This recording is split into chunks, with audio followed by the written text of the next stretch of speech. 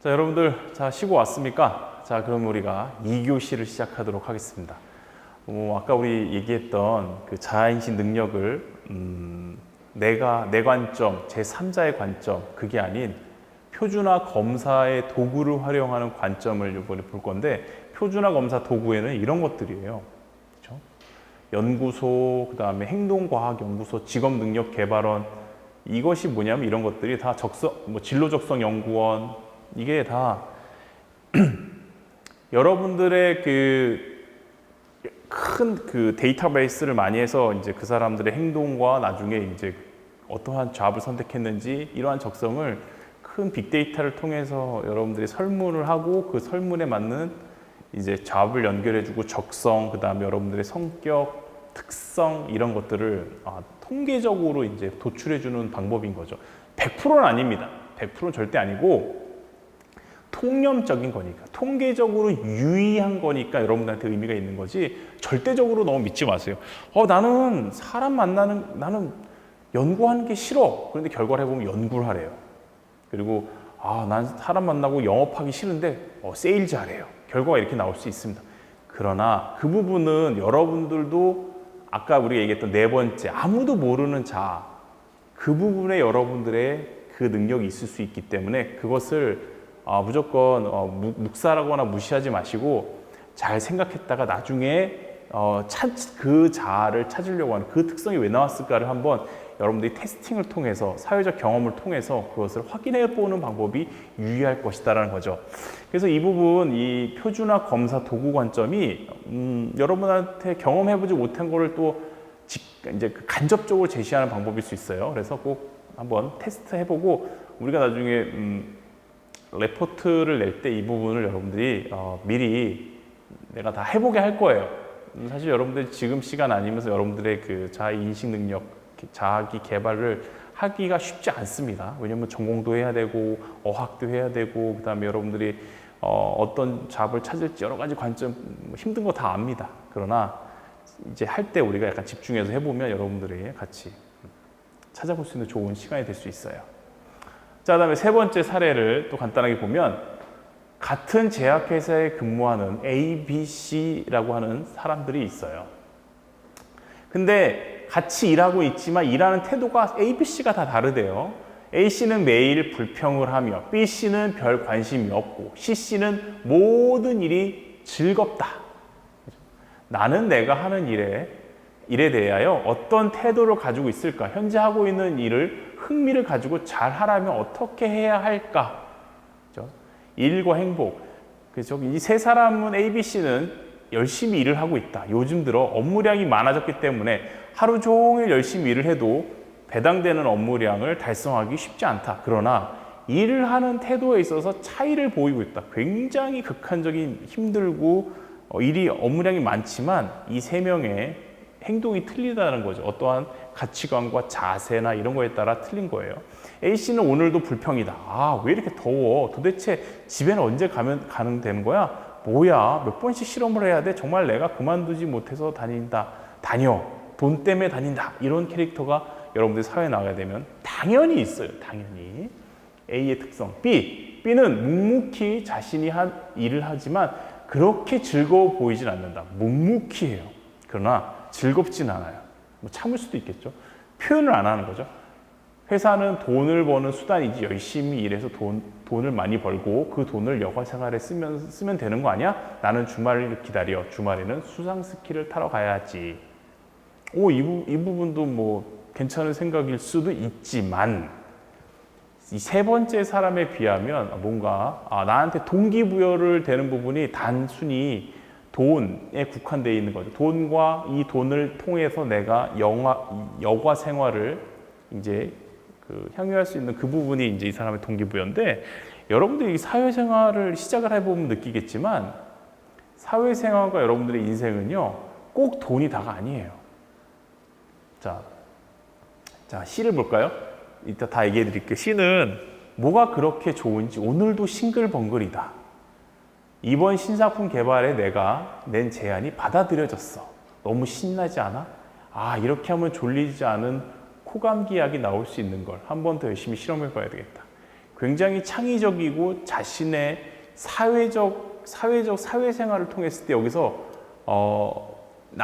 내가 인정받기 위해서 일을 할 수 있지만 내가 뭔가를 찾아가면서 확장해 나가면서 이 A, B, C 중에 C가 이 조직에서 이 C를 봤을 때 굉장히 열심히 하는 밝은, 그 다음에 앞으로 크게 될 사람이야, 뭔가 추진력이 좋네, 책임감을 느끼네, 신뢰가 가네. A, B, C 중에 C가 당연히 이러한 평을 듣게 될 겁니다.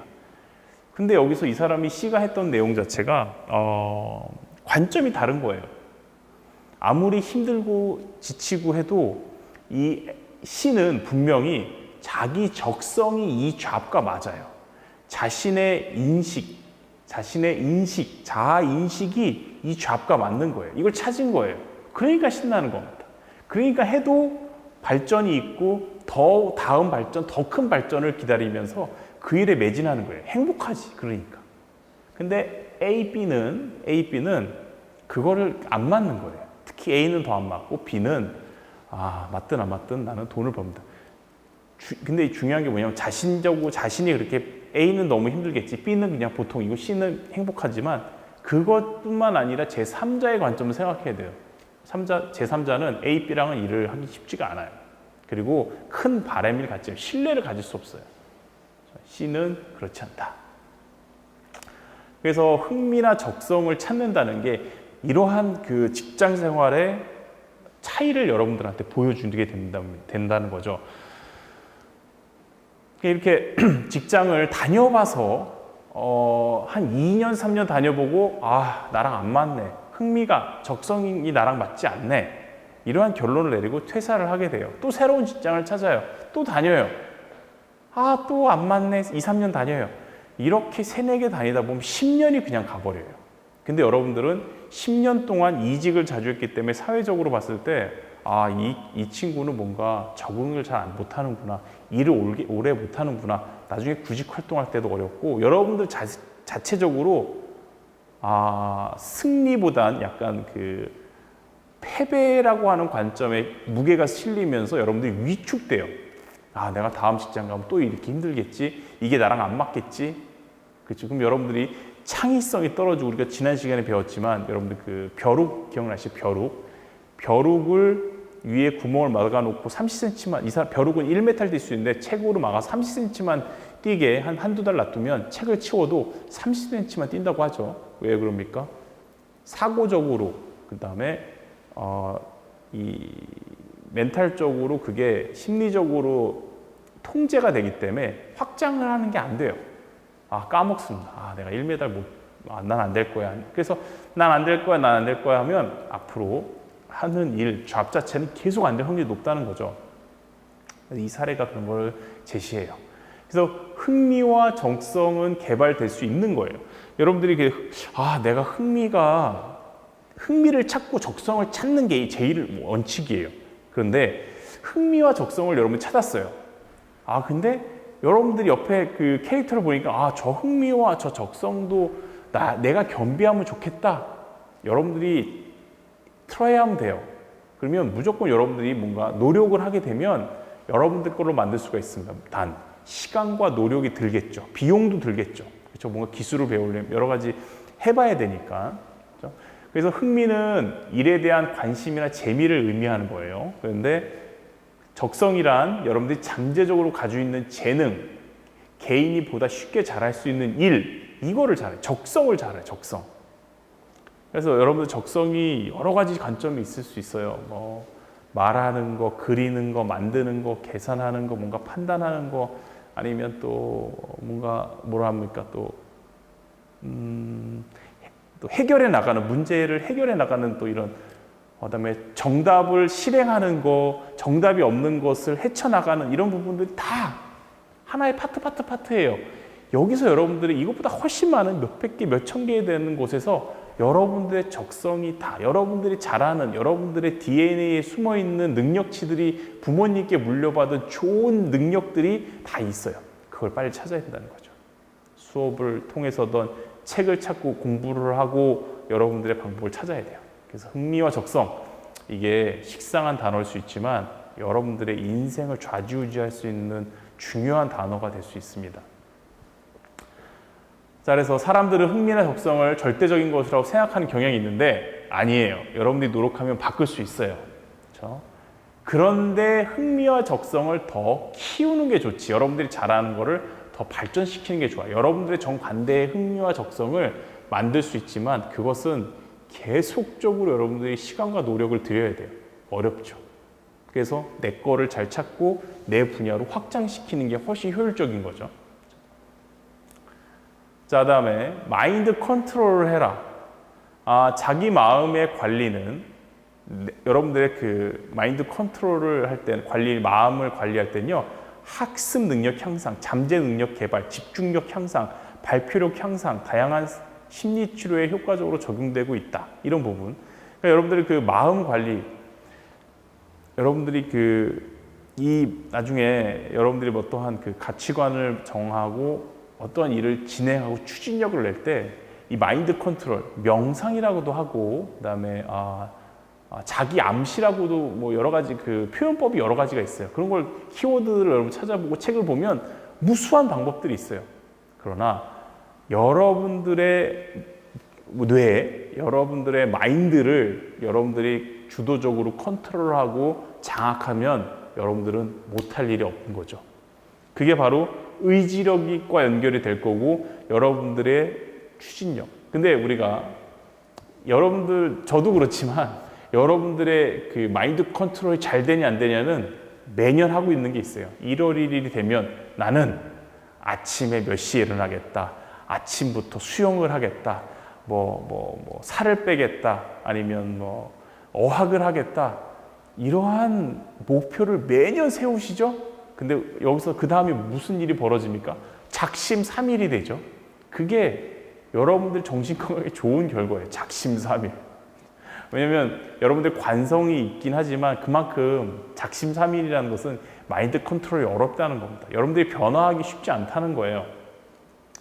그러니까 너무 그거에 대해서 또 상처받지 말고 소소하게 바뀌다 보면 여러분들 습관을 바꿀 수 있고, 습관이 바뀌면 여러분들 행동이 바뀌고, 행동이 바뀌면 여러분들 인생이 바뀐다고 얘기해요. 그죠? 그러니까 그 부분을 잘 하시면 돼요. 그래서 2번, 조금씩 성취감을 느껴라. 이게 이제 제가 말씀드린 그런 부분이에요. 여러분들이 크게 성공하려고 하는 것도 방법이지만 아주 조그만 목표를 이루어 나가면서 여러분들의 습관과 행동을 바꿀 수 있어요. 그 다음에 여러분들의 마인드가 난 할 수 있고, 난 되는구나. 그럼 더 큰 일이 돼요. 이걸 여러분들 잊어버리시면 안 돼요. 그래서 1번과 2번이 연동이 되고, 3번, 기업 문화와 풍토를 고려해라. 이게 바로 뭐냐? 여러분들을 안 다음에 여러분들의 전투장, 여러분들의 발판이 되는 사회, 기업의 특성을 잘 알아야 된다는 거예요. 이게 다시 말하면 여러분들과 맞는 직장을 찾아야 된다는 거예요. 남이 좋다고 하는 직장을 가는 것도 방법이지만 남이 아무리 좋아도 여러분들하고 안 맞으면 그것은 여러분들 게 아니에요. 여러분들 괴롭기만 해요. 그래서 여러분들을 잘 알고 내가 가고 싶은 직장을 찾아서 그것을 여러분들이 계속 그쪽에 개발을 해나가면 여러분들이 이루고 싶은 게 많게 되는 거죠.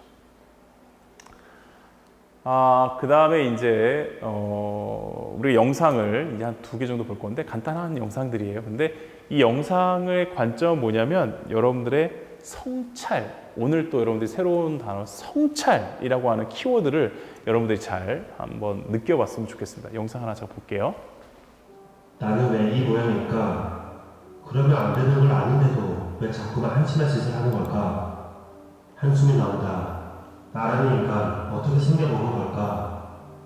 책 나라는 이상한 나라는 내가 어떤 사람인지 알게 해주는 책입니다. 우리는 자신을 잘 알지 못합니다. 그러면 안 되는 걸 안다와 그런데 한심한 짓을 한다. 이 둘 사이의 간극을 상상해 봅시다. 마치 엑셀을 밟았는데 이동도 하지 않는 고장난 차와 같습니다. 자신의 의지와 진짜 욕망 사이에서 무언가가 잘못된 것입니다. 자신의 진짜 감정과 생각을 추리하는 방법을 알게 되면 타인의 욕구에 맞추기보다 자신의 진정한 욕구에 맞춰 사는 방식을 선택할 수 있습니다. 사회가 좋은 것이라고 강제로 만들어준 기준과 자신의 진정한 취향 및 행복 사이에서 균형을 잡을 수 있습니다. 내 마음을 이해하면 자기 정체성을 재확인하고 인생의 의미를 찾을 수 있습니다. 하지만 누군가의 마음을 온전히 보는 것은 꽤 힘든 일입니다.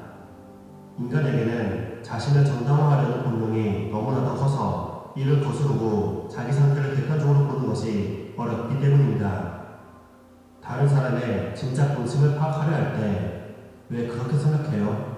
무엇을 하고 싶은 건가요? 와 같이 직설적인 질문을 하는 것은 하수라는 짓입니다.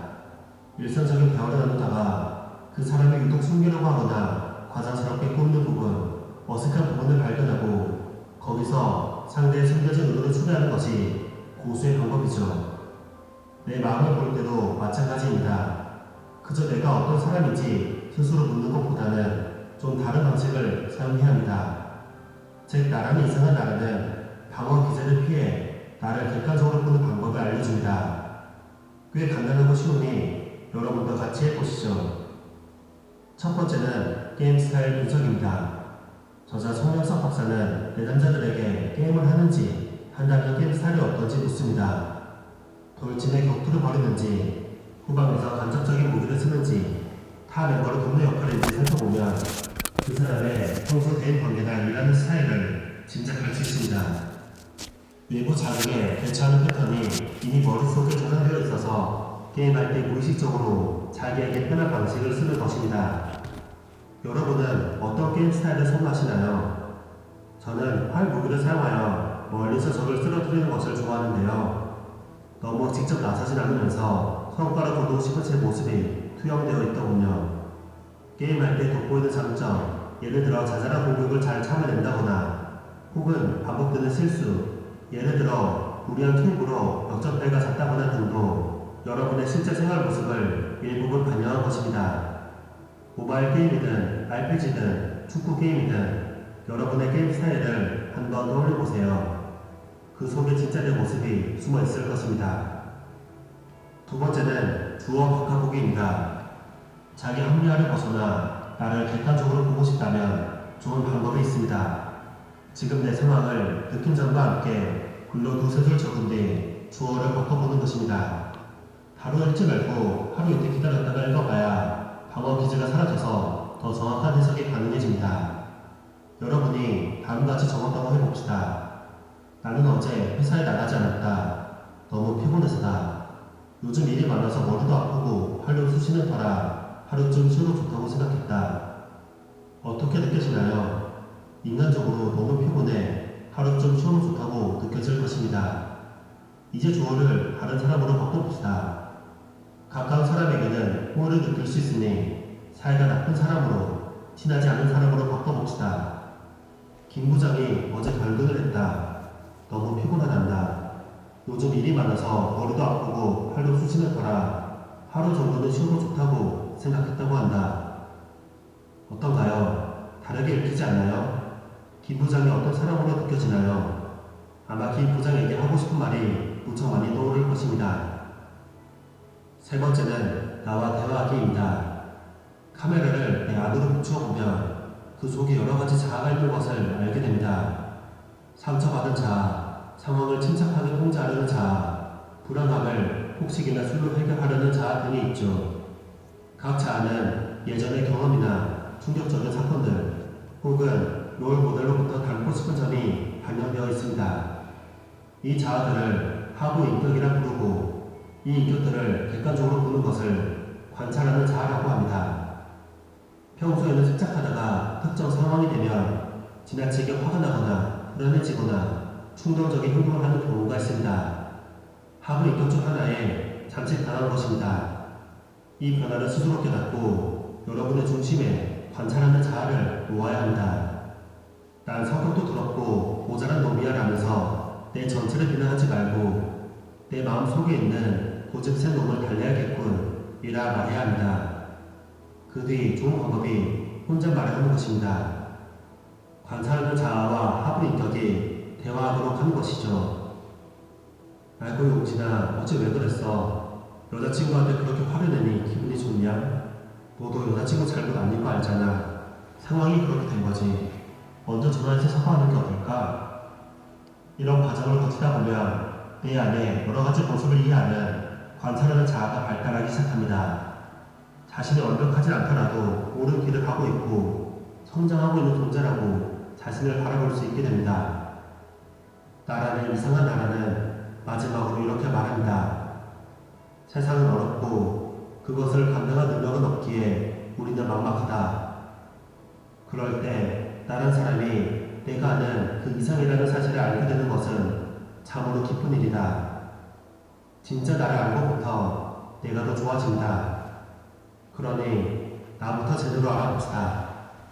체크해봤습니다. 감사합니다. 자, 어떻게 영상 잘 보셨어요? 자, 여러분들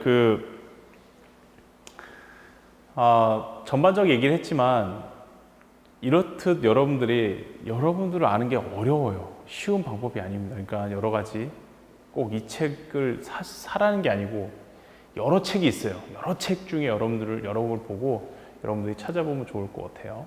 자, 그래서 오늘은 성찰이라고 하는 내용만 하고 이제 끝낼 건데, 자, 성찰에 대한 내용 좀 봅시다. 한 직장에 두 명의 신입사원이 있다. 한 명은 자신이 한 일에 대하여 잘한 일과 못한 일, 어떻게 개선할 수 있을지를 생각해보고, 다른 한 명은 자신이 한 일에 대해 반성 없이 일을 한다.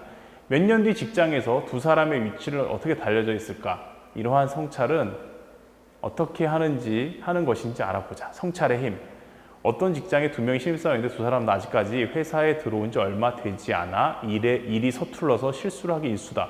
오늘도 회사의 업무 지침대로 일을 해야 하는데 자신이 생각하는 방식대로 하다가 실수를 저질렀다.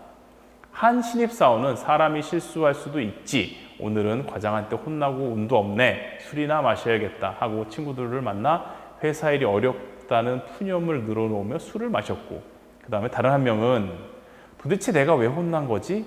다른 사람들은 어떻게 일을 했더라? 업무 지침을 다시 한번 찾아봐야겠다라고 생각하고 자신의 실수를 다시 실수하지 않도록 노트에 두었다. 자, 이 두 사례를 놓고 봤을 때 처음 캐릭터는요, 분명히 다음에 비슷한 상황이 오면 또 다른 실수를 할 거예요. 그 다음에 두 번째는 그 두 번째 실수 부분에 있어서 뭔가 개선을 하려고 하는 이제 이 성찰을 할 수 있는 관점으로 접근을 하다 보니 내가 앞으로 어떠한 방법을 통해서 이것을 헤쳐나가겠다라고 하는 부분이 있는 거죠. 자, 여러분들 오늘 1교시와 2교시의 이제 그 과제물이 5개 있어요. 제가 이 클래스에 올려드릴 텐데, 그렇죠? 성찰의 힘, 이 사례를 최근에 있었던 일 중에 내가 잘했던 일은 무엇인가? 최근에 있었던 일 중에 개선해야 되는 무엇인가? 이 일을 통해 무엇을 배웠는가? 현 상태에 개선하기 위해서 어떻게 행동하는가? 장기적인 계획은 이 일에 어떻게 해당되는가? 이를 위해 필요한 절차 혹은 준비물은 무엇인가? 이 물음 자체를 여러분들이 주제만 바꾸고 여러분들이 나중에 무엇을 할 때 계속적으로 생각하는 이 물음이 되게 중요합니다. 아까도 우리가 그 퀘스천에 대한 내용들을 얘기했죠. 여러분들 요 물음도 꼭 여러분들이 앞으로 잡이나 일을 할 때 가져가는 게 굉장히 좋아요. 그렇죠? 자, 성찰은 왜 해야 되는가 정리를 해보죠. 다른 일을 하는데 노하우가 축적되기 때문에 성찰을 해야 되는 거예요. 어떤 일을 할 때 노하우가 성찰을 하게 되면 축적이 돼야 돼요. 성장의 기회가 된다. 왜냐하면 노하우가 축적이 되면 여러분들의 보폭이 넓어지고 여러분들의 전투력이 향상돼요. 그러면 여러분들은 성장할 확률이 높아집니다. 여러분들 분야에. 그래서 이런 얘기를 많이 하죠. 경력이 얼마입니까? 시간, 우리가 수업 시간에 얘기했지만 만시간의 법칙이 절대적인 건 아니지만 만시간, 그만큼 그 포인트에 시간을 들인 거예요. 그러니까 그것은 전문가 반열에 들어가는 확률이 높은다는 거죠. 그 다음에 신뢰감을 형성한다. 성찰을 하게 되면 아까 우리 두 번째 캐릭터 봤죠? 내가 왜 실수했지? 다른 사람은 어떻게 했지? 참고해봐야지. 나도 바뀌어봐야지. 이건 뭐냐면 다른 사람이 봤을 때 굉장히 일을 할 때 조직에서 신뢰감을 느낄 수 있게 하는 그러한 방법인 거죠. 그 다음에 창의적 사고를 가능하게 하게 한다. 자, 여러분들 1, 2, 3이 진행이 되면요. 여러분들은 아까 얘기했죠. 벼룩을 꼭 생각하세요.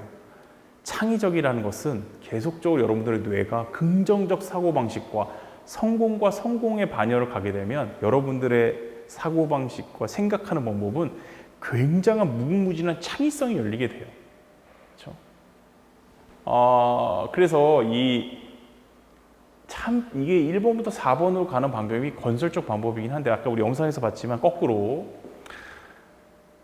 자기 방어 기제, 다시 말하면 자기 합리화라고 하는 여러분들의 뇌는요 굉장히 빨라요.